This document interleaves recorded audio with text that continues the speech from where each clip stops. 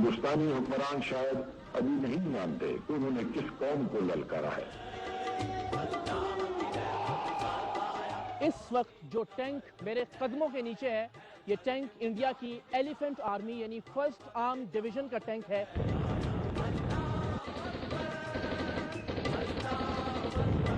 اس وقت میرے سامنے اور میرے عقب میں ایسی بے شمار قبریں موجود ہیں کہ جن کے کتبے پر صرف نامعلوم سپاہی لکھا ہے۔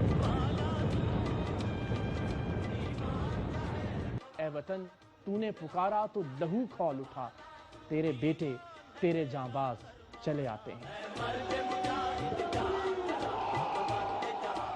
میرے عزیز ہم وطنوں، السلام علیکم۔ 10 کروڑ پاکستانیوں کے امتحان کا وقت آ پہنچا ہے۔ آج صبح سویرے ہندوستانی فوج نے پاکستان کے علاقے پر لاہور کی جانب سے حملہ کیا۔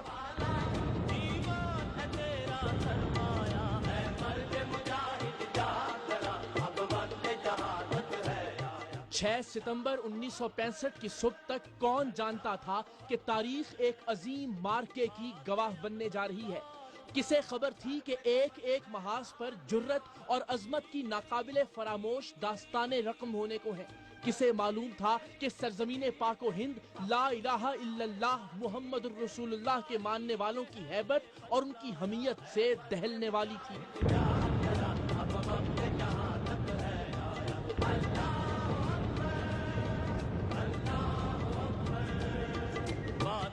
کس کے گمان میں تھا کہ عددی اکثریت اور کثرت سامان حرب کے زوم باطل میں گرفتار دشمن کے دانت کھٹے ہونے کا سامان ہو رہا تھا؟ اور کون سوچ سکتا تھا کہ پاک سرزمین کے دفاع کے لیے عورتیں، جوان، بوڑھے، بچے سب ایسی دیوار بن جائیں گے کہ جس سے دشمن کی توپوں اور ٹینکوں کے گولے گھبرائیں گے؟ اور پھر 6 ستمبر 1965 کے بعد اگلے 17 روز تک یہ تاریخ لکھی گئی۔ ہڈیارہ سے لے کر کھیم کرن تک، چونڈا سے لے کر ہلواڑے تک، واہگہ سے لے کر جام نگر تک، قصور سے لے کر اکھنور تک اور BRB نہر سے لے کر دوارکا کے قلعے تک۔ اور اس تاریخ کا ایک ایک لفظ جو شہیدوں کے لہو سے درخشاں ہے، ہماری تاریخ کے ماتھے کا جھومر ہے۔ تاریخ کا یہ درخشاں باب ہر برس ایک نئی تازگی اور ایک نئے ولولے سے دہرائے جانے کی ضرورت ہے، تاکہ لوگ اپنے شہیدوں کی قربانیوں، اپنے غازیوں کی شجاعت، اپنے اجداد کی محبت اور وطن عزیز کی مٹی میں گندھی وفا کی خوشبو پھر سے محسوس کر سکیں۔ انہیں اس سرزمین پاک کی قدر و قیمت کا اندازہ ہو سکے۔ انہیں معلوم تو ہو کہ وہ جن آزاد فضاؤں میں سانس لے رہے ہیں، ان میں کتنے شہیدوں کے لہو کی خوشبو رچی ہے۔ وہ جان تو سکیں کہ جس مٹی نے انہیں جنما ہے، اس کا ایک ایک ذرہ شہیدوں کے خون کے ایک ایک قطرے کا مقروض ہے۔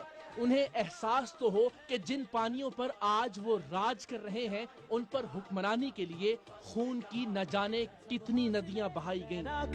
ان خواہشوں کے ساتھ ہم بڑھے اور پانیوں پہ سو آج جنگ ستمبر کی کہانی سریام کی ٹیم کی زبانی۔ اس وقت جو ٹینک میرے قدموں کے نیچے ہے، یہ ٹینک انڈیا کی ایلیفنٹ آرمی یعنی فرسٹ آرم ڈویژن کا ٹینک ہے۔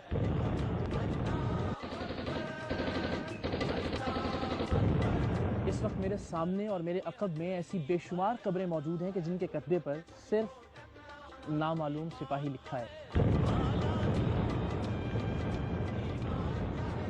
اے وطن، تو نے پکارا تو لہو کھول اٹھا، تیرے بیٹے تیرے جانباز چلے آتے ہیں۔ 6 ستمبر 1965 کی صبح کا ذکر ہو تو بہت سے خیال ایک دم سے ذہن کی جانب لپکتے ہیں۔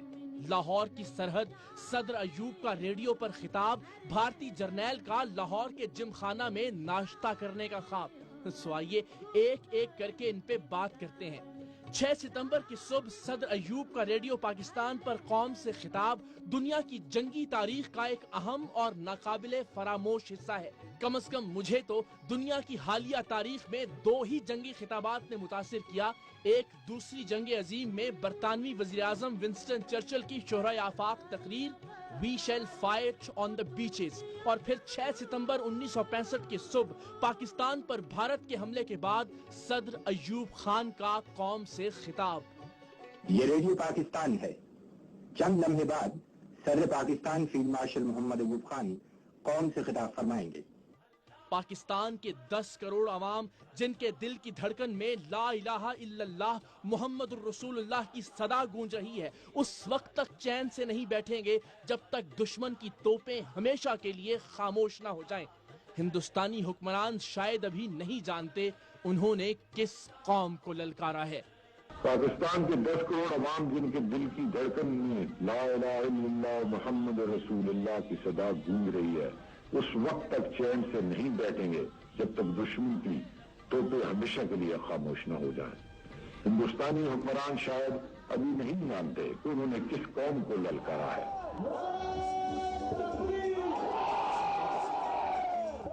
ستمبر 1965 کی جنگ فوج کے ساتھ ساتھ پوری قوم نے لڑی، اور پوری قوم کو برسرے پیکار کرنے کے لیے ایوب خان کے اس خطاب کا کردار ایک ناقابل تردید حقیقت ہے۔ پاک و ہند کے اس بڑے مارکے کی کوئی بھی تاریخ، کوئی بھی داستان اور کوئی بھی کہانی صدر ایوب کی تقریر کے بغیر نامکمل ہوگی۔ جنگ ستمبر کے عینی شاہدین بتاتے ہیں کہ ریڈیو پر ایوب خان کا یہ خطاب سنتے ہی لوگ نعرہ تکبیر بلند کرتے ہوئے گلیوں اور بازاروں میں باہر نکل آئے۔ سرحدی علاقوں کے رہائشی اپنی لاٹھیوں اور کاشتکاری کے اوزار لیے سرحدوں کی جانب بڑھے، جنہیں افواج پاکستان نے تعظیم کے ساتھ واپس کیا۔ ابھی آپ کی ضرورت نہیں ہے، جب آپ کی ضرورت پڑے گی ہم انشاءاللہ آپ کو ضرور بلائیں گے۔ شاعروں اور فنکاروں نے ریڈیو اور ٹی وی سٹیشنز کا رخ کیا، اور یہ سب بھی اپنے اپنے محاذ پر ڈٹ گئے۔ اے پتر ہٹاتے نہیں وک دے، اے پتر ہٹاتے نہیں وک دے، ہی لبنی وچ بازار بڑے۔ میجر عزیز بھٹی کی جائے شہادت بھی محفوظ ہے اور ان کی قبر بھی تا ابد آباد رہے گی، لیکن بی آر بی کے کنارے وطن کی مقدس مٹی پر مر مٹنے والے کچھ ایسے شہید بھی ہیں جن کی شناخت نہ ہونے کے باعث شہداء کے قبرستان میں ان کی قبروں پر نامعلوم سپاہی کے کتبے لگے ہیں۔ پروگرام کے آخر میں ہم آپ کو ان گمنام سپاہیوں کی قبروں پر بھی لے کر جائیں گے، لیکن اس سے پہلے کہ ہم آپ کو سیالکوٹ کے چونڈا کے محاذ پر لے جانے کے لیے لاہور سے رخت سفر باندھیں، یہ کیسے ممکن ہے کہ 1965 کی جنگ کی بات ہو اور لاہور کے ریڈیو سٹیشن کو فراموش کر دیا جائے؟ یہ وہ تاریخی عمارت ہے جہاں لکھے جانے والے اور گائے جانے والے نغموں نے 1965 کی جنگ کا پانسا پلٹ کر رکھ دیا تھا، جہاں اگلے محاذوں پر ماؤں کے لال اپنے سروں پر کفن باندھے ڈٹے ہوئے تھے، وہیں ملک و ملت کا ہر ایک فرد اپنے اپنے محاذ پر دادے شجاعت دے رہا تھا۔ سرحدی علاقوں کی مائیں، بہنیں اور بیٹیاں سرحدوں پر لڑتے شیر جوانوں کے لیے کھانے بنا بنا کر بھیج رہی تھیں۔ بچے، بوڑھے، جوان پاک فوج کے شانہ بشانہ جنگ میں عملی حصہ لینے کے لیے بےتاب تھے۔ شاعروں کے قلم دلوں کو گرما دینے والے ملی نغمے تخلیق کر رہے تھے، موسیقار دن رات ایک کر کے روح کو چھو جانے والی دھنیں ترتیب دے رہے تھے، اور گلوکار اس ولولے اور جذبے سے گا رہے تھے کہ تاریخ نے ایک ایک جملہ، ایک ایک دھن اور ایک ایک نغمہ ہمیشہ کے لیے اپنے سینے میں محفوظ کر لیا ہے۔ اے پتر ہٹاتے نہیں وک دے، ہی لبنی وچ بازار بڑے۔ اے وطن پیار وطن، پاک وطن، پاک وطن، اے میرے پیار وطن۔ اے شجاعت کے زندہ نشانوں، میرے نغمے تمہارے لیے ہیں۔ جاگ اٹھا ہے سارا وطن، ہر لحظہ مومن کی نئی شان، نئی آن، گفتار میں کردار میں اللہ کی برہان۔ سریام کی ٹیم جنگ ستمبر کے اہم سنگ میل کو محسوس کرنے کے لیے ریڈیو پاکستان بھی گئی، اور خوش قسمتی سے وہاں ہماری ملاقات جنگ ستمبر کے شہرائے آفاق نغموں میرے ڈھول سپاہیا، کرنیل نی جرنیل نی، ہر لہجہ ہے مومن کی نئی شان نئی آن، اور اے پتر ہٹاتے نئی وکدے کے پروڈیوسر اعظم خان سے ہوئی۔ یہ ریڈیو پاکستان ہے۔ جی ہاں، اس وقت ہم ریڈیو پاکستان لاہور کی عمارت کے اندر موجود ہیں، اور ظاہر ہے پاکستان ریڈیو کے توسط سے ہی صدر ایوب خان کی جنگ ستمبر کی وہ تاریخی اور مارکۃ الآراء تقریر عوام پاکستان تک پہنچی جس نے اس قوم میں ایک نیا ولولہ، ایک نیا جذبہ اور ایک نئی روح پھونک دی۔ لیکن لاہور سینٹر کو جو اعزاز حاصل ہے وہ شاید ریڈیو پاکستان کے کسی دوسرے سینٹر کو حاصل نہیں ہے، اور وہ اعزاز ہے ملکہ ترنم میڈم نور جہاں کے وہ نغمے، وہ ملی ترانے جو کہ فرنٹ لائنز پر بھی سنے جاتے رہے اور قوم کے دل بھی گرماتے رہے۔ ان تمام نغموں کے پروڈیوسر محمد اعظم خان اس وقت ہمارے ساتھ موجود ہیں۔ اس وقت ظاہر ہے وہ پروڈیوسر تھے، بعد میں ریڈیو پاکستان کے کنٹرولر کے طور پر وہ ریٹائرڈ ہوئے۔ کچھ یادیں ان سے تازہ کرنے کی کوشش کرتے ہیں۔ خان صاحب بہت شکریہ، آپ نے وقت دیا ہمیں۔ اعلان ہوا ایوب خان صاحب کا، اور جس طرح ابھی ہم بات کر رہے تھے کہ کیا خطاب تھا وہ، کہ دشمن نہیں جانتا کہ اس نے کس قوم کو للکارا ہے، اور ہم تب تک چین سے نہیں بیٹھیں گے جب تک دشمن کی توپیں ہمیشہ کے لیے خاموش نہ ہو جائیں۔ اور وہ جذبہ اور وہ ولولہ پھر پوری قوم میں پھیل گیا۔ ریڈیو پاکستان کا ماحول کیا تھا؟ 6 ستمبر کو جب یہ اعلان ہوا اس کا جنگ کا، تو پورے جو سٹاف تھا وہ پورا الرٹ ہو گیا، اور انہوں نے اپنے اپنے ماز پہ ہر ایک کی چیز کے لیے انہوں نے بندوبست کیا۔ تو میڈم نور جہاں کے جہاں تک تعلق ہے، 8 کو ان کا ٹیلی فون آیا کہ میں اس طرح، ہمارے اسٹیشن ڈائریکٹر تھے شمس الدین بٹ، تو ان کو میں میڈم بول رہی ہوں اور میں آ کے نغمے ریکارڈ کرنا چاہتی ہوں۔ تو انہوں نے کہا جی اچھا اعظم صاحب کو بلاؤ، اور میرا انتخاب کیا، میری خوش قسمتی تھی۔ تو انہوں نے کہا اعظم صاحب میڈم آ رہی ہیں، آدھے گھنٹے کے بعد آپ ان کو ریسیو کریں اور میرے پاس لے آئیں۔ ایک اور بات یہ ہے کہ جذبے کی بات ہے، ہمارے یہاں ریڈیو اسٹیشن میں باہر ٹرنچ کھدی ہوئی تھی، جب سائرن ہوتا تھا نا ایئر ریڈ کا، تو سب لوگ بھاگ کے وہاں چلے جاتے تھے۔ تو ان کو کہتے تھے کہ آپ بھی چلیں، تو میڈم کہتی اعظم صاحب مریں گے، رہتے ہی مریں گے، ہنسی نہیں جائیں۔ تو بہت بڑی بات ہے، کنٹریبیوشن یہ ہے۔ آپ کو یاد ہے حضرت کہ کہیں میڈم فرنٹ لائن پہ یا جس طرح زخمی آتے تھے ان سے ملاقات کی؟ مجھے یاد ہے ایک دفعہ ہم سی ایم ایچ گئے تھے، اچھا، میں اور میڈم اور حسنتی بھی ساتھ تھے، کچھ بوکے ہم ساتھ لے گئے تھے، تو وہاں پہ جا کے فوجیوں وہاں انہوں نے خود 1-2 نغمے بھی سنائے۔ تو ایک جو زخمی فوجی تھے، ہاں، ایک آدمی کی بالکل ٹانگ کٹ چکی تھی، تو اس نے وہ اسٹیج پہ اس کو لے کے آئے اسٹریچر پہ، تو انہوں نے کہا کہ جی اگر مجھے دعا کریں میں دوبارہ ٹھیک ہو دوں، میری ساری جان بھی چلی جائے تو میری جان حاضر ہے۔ اچھا، یہ جو ہم باتیں سنتے تھے کہ جی پھر تو عملہ جو ریڈیو پاکستان کا تھا وہ یہی ہوتا تھا، رات دن بھی یہاں گزارے اور چنوں میں بھی گزارا کیا۔ مجھے یاد ہے میں کئی دفعہ یعنی جب بہت لیٹ ریکارڈنگ ہوتی تھی تو I used to sleep in the broadcasting house, وہاں چنے تھے بولتے وہ ہم کھاتے تھے۔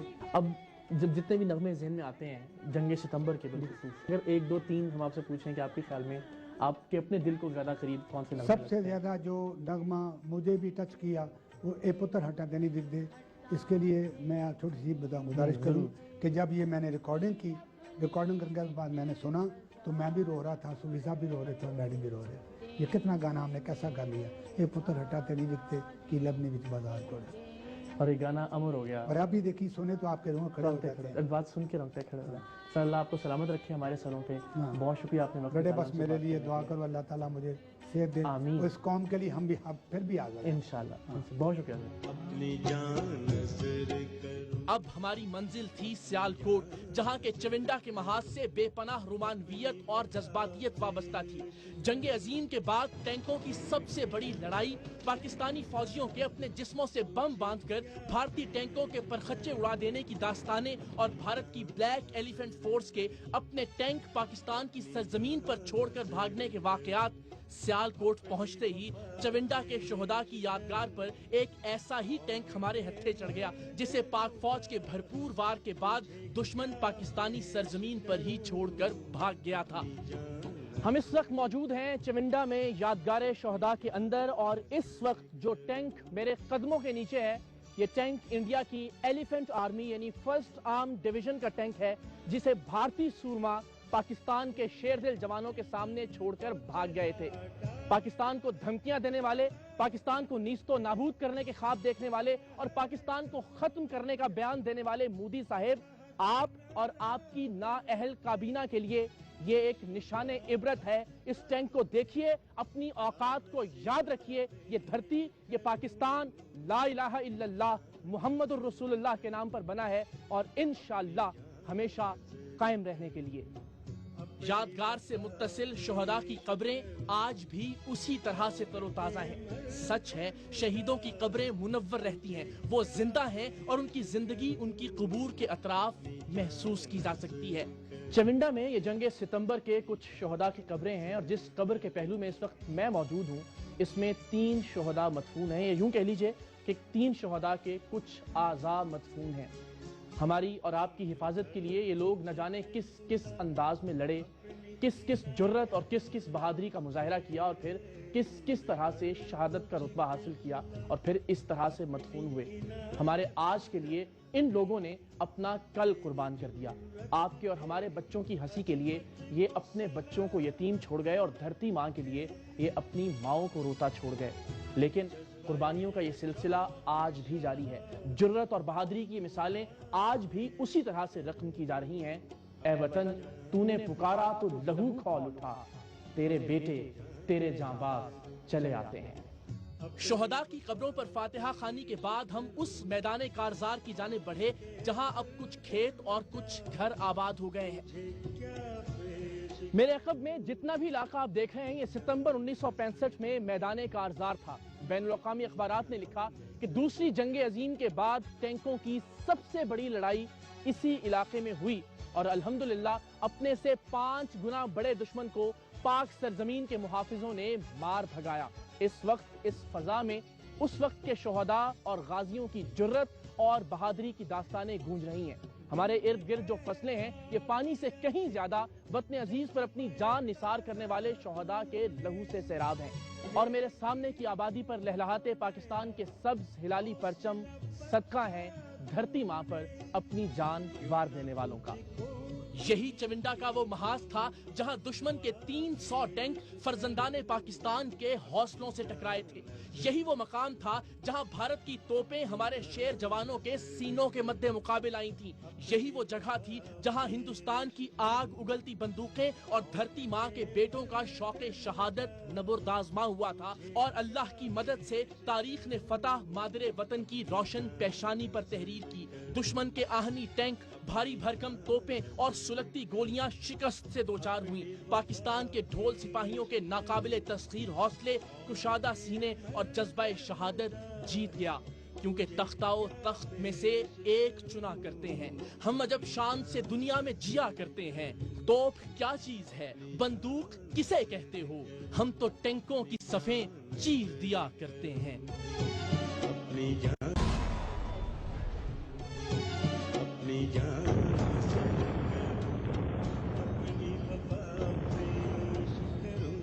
لیکن لگتا ہے بھارتی حکمرانوں اور تکبر کے نشے میں چور جرنیلوں نے ماضی کے زخموں سے کوئی سبق نہیں سیکھا۔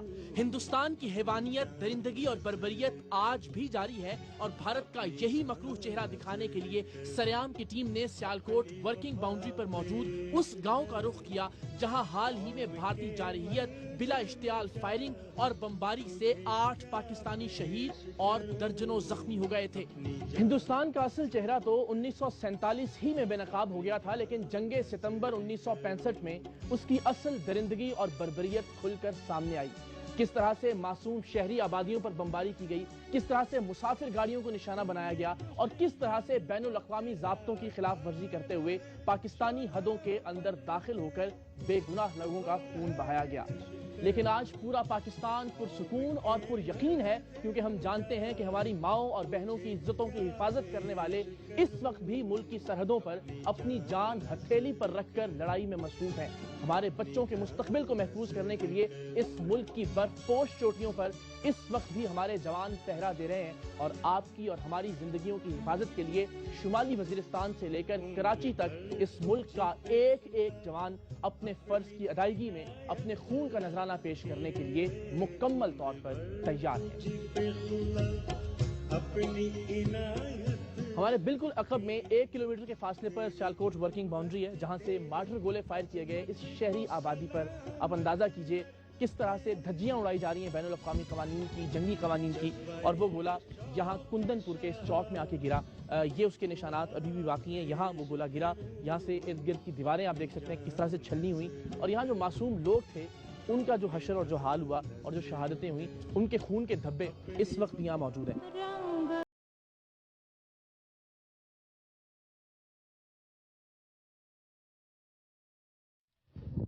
ارسلان، آپ کے والد کی شہادت ہوئی ہے؟ جی کہاں تھے وہ؟ یہاں یہ جو یہاں خون کے چھینٹے بھی پڑے ہیں، آپ کو کب پتہ چلا؟ हमें 7 बजे 7:30 बजे बमबारी हो रही थी जब हाँ जी। टमाटर गोले फेंक रहे थे उस हाँ वक्त। जी। अब पढ़ते हो आप? नहीं, काम पे था। काम पे थे।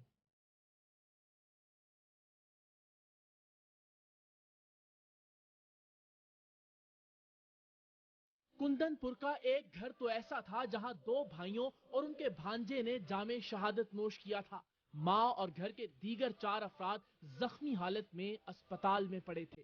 इस घर में 3 शहादतें हुई, 2 सगे भाई और उनका एक बेटा 4.5 साल उम्र है। इतनी स्पीड से हम लेके गए हैं ना, सुबह 3 बजे का टाइम था जब ये गोलाबारी गांव के ऊपर शुरू हुई है। तो उधर चौक पर जो आप देख के आए हैं अभी, उधर तकरीबन 50 से 60 लोग खड़े थे।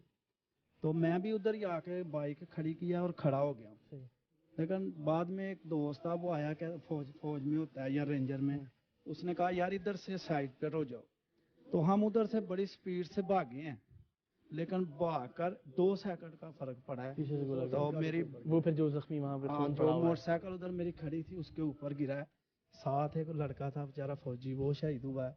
साथ मेरी फैमिली थी, चाचा थे, उसके भाई थे, बकायदा मेरे 2 भाई थे, वो बेचारे बहुत शदीद जख्मी हुए हैं। फौज का जो अदारा है, इतना मैं कहता हूँ उन्होंने तावन किया कि हम सोच भी नहीं सकते। हाँ, तो वो तो ऐसे था, अगर ना होती तो हम पहले ही मर जाना था। यानी हम साथ हैं सब इंशाल्लाह। अल्लाह ने कहा, अल्लाह आपको हौसला दे, अल्लाह आपको हौसला दे सबको।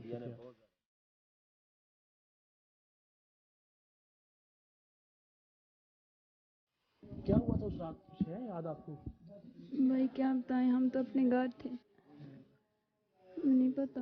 हम पट्टी देख के घर आए। 2 भाई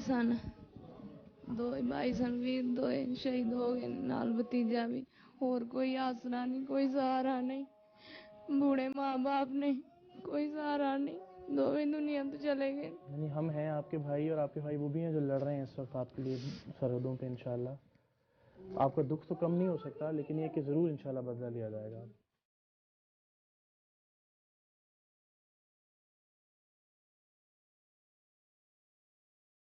उस वक्त करबला आ गई हाँ जी, जिधर वेखते हैं जिवें उत्थे करबला दे विच शहीद होई सारे, उंज ही इत्थे शहीद हो गए ने सारे। कोई समझ नहीं लगती मेरे पुत्र मेरे भरा दा कबर करिए, सानू कख नहीं लभदा।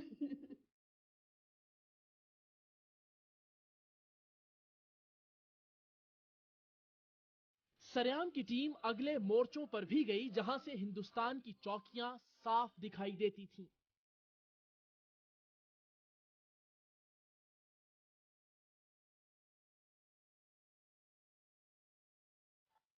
(1965) की जंग के सफर में कुंदनपुर का अहवाल दिखाना इसलिए भी जरूरी था ताकि भारतीय जंगी जुनून का भयानक चेहरा बेनकाब हो सके।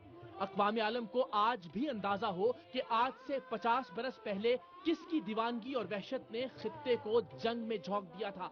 पाकिस्तान की जर्री अफवाज ने तब भी मुंह तोड़ जवाब दिया था, और आज भी हिंदुस्तान अगर ऐसी कोई हमाकत करता है तो मुंह की खाएगा।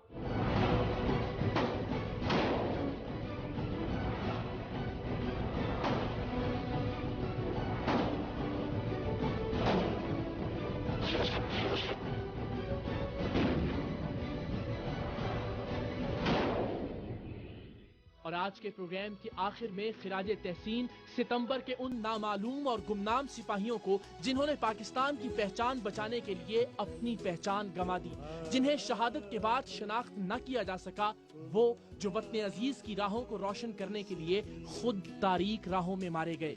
लाहौर के शोहदा कब्रिस्तान में सरेआम की टीम ने कुछ ऐसी कब्रों पर भी हाजिरी दी।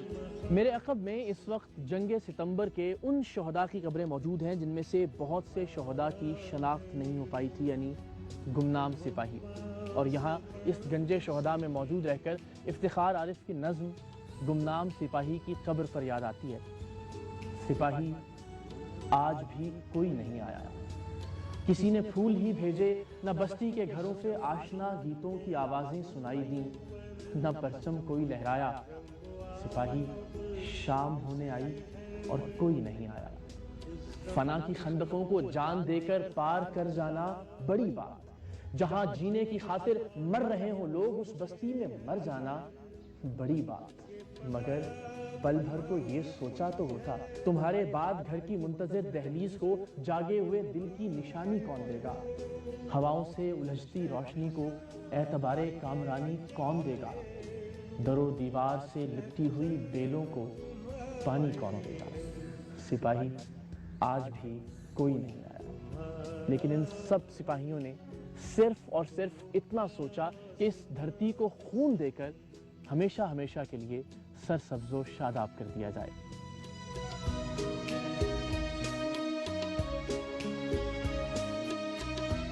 پاکستان میں بسنے والے لوگوں، اس وقت میرے سامنے اور میرے عقب میں ایسی بے شمار قبریں موجود ہیں کہ جن کے کندھے پر صرف نامعلوم سپاہی لکھا ہے۔ یہ 6 ستمبر 1965 کی تاریخی جنگ کے وہ شہید ہیں کہ جن کی شناخت نہیں ہو پائی تھی۔ ہم سب ان کے مقروض ہیں، ہم سب ان کے احسان مند ہیں۔ آج ہم ان کھلی فضاؤں میں سانس لیتے ہیں، آج ہمارے بچے ہمارے آنگنوں میں کھلکھلا کے ہنستے ہیں، کھیلتے ہیں، ان کا مستقبل محفوظ ہے، تو ایسے بے شمار شہیدوں کی وجہ سے سریام کی ٹیم ان تمام نامعلوم سپاہیوں کو سلام پیش کرتی ہے۔ میرے کارواں جانو وقت کے اندھیروں میں اپنا آپ پہچانو، یہ وطن